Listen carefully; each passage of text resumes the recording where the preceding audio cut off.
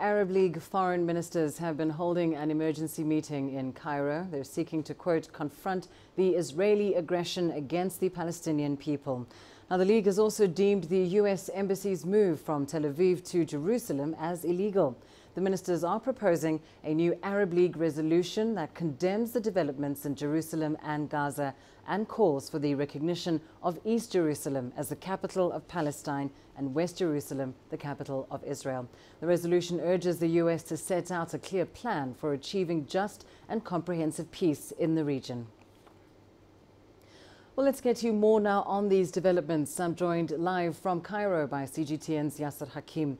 Yasser, to begin with, can you give us more on the decisions made during this emergency session of the Arab League? Yes, Lindy, the meeting just ended a while ago, and they came up with a memorandum including several points, but I will focus on what we see as the three main issues, or three main points in this decision. First of all is to refuse the U.S. decision to move the embassy to Jerusalem, and that any other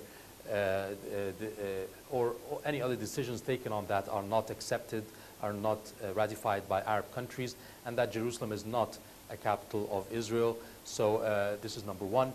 Any country that follows the steps of the U.S., including the U.S. itself, will be reviewed with their diplomatic ties with the Arab countries and economic ties. So there will be action taken against countries, diplomatic action against countries that also move their embassies to Jerusalem. What they mean by action, it could be cutting of diplomatic ties, cutting of economic ties, or cutting of investments and economic cooperation between Arab countries and such a country, as well as trying to convince these countries not to take such a step. Third of all is to establish an independent Arab fact-finding mission. And this mission will go to Gaza to investigate acts of against human rights, and that's pertaining to the Israeli army using, or Israeli forces using, live ammunition against Palestinian demonstrators, which led obviously to the very high number of casualties during the demonstrations of the last few days, casualties that exceeded 80 people. As well as going to the UN, Human Rights Organization, and the ICC to request that the UN as well establish a similar fact-finding mission to investigate crimes against humanity, against Israel, for its actions against the Palestinians in the last week. And clearly, just from what you're saying, a very strong stance coming out of the Arab League. You mentioned the willingness to take some diplomatic action, but do you think the Arab League is in a position to perhaps go even further in response to what it calls Israeli aggression?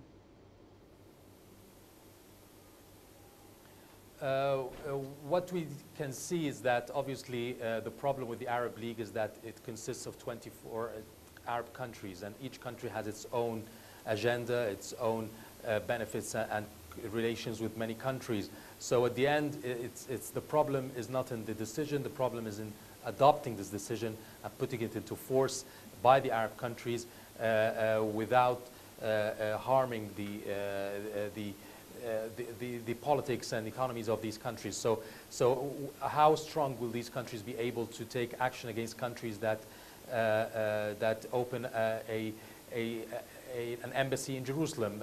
We have Guatemala, for example. That's the first country that has announced so. But Guatemala does not have a lot of relations with Arab countries. So it might not be so much affected if there's a diplomatic boycott of Guatemala by Arab nations.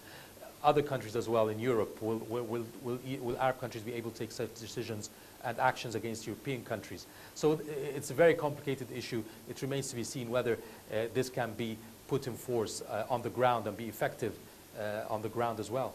Indeed, a very complicated issue. But yes, so what about Egypt? Of course, they're hosting this meeting. They host the Arab League headquarters. What role does Egypt play in all of this? Yes, Egypt obviously is one of the very few, if not the first Arab country to have relations, diplomatic relations between Egypt, with Israel and with the Palestinians, with Palestine. So it has diplomatic ties with both because of the peace agreement signed between Egypt and Israel in 1970s. So it tries to always bring both sides together and sit and discuss peace and negotiations for peace. But at the same time, it more stands or supports or follows more the Arab stance and the Palestinian cause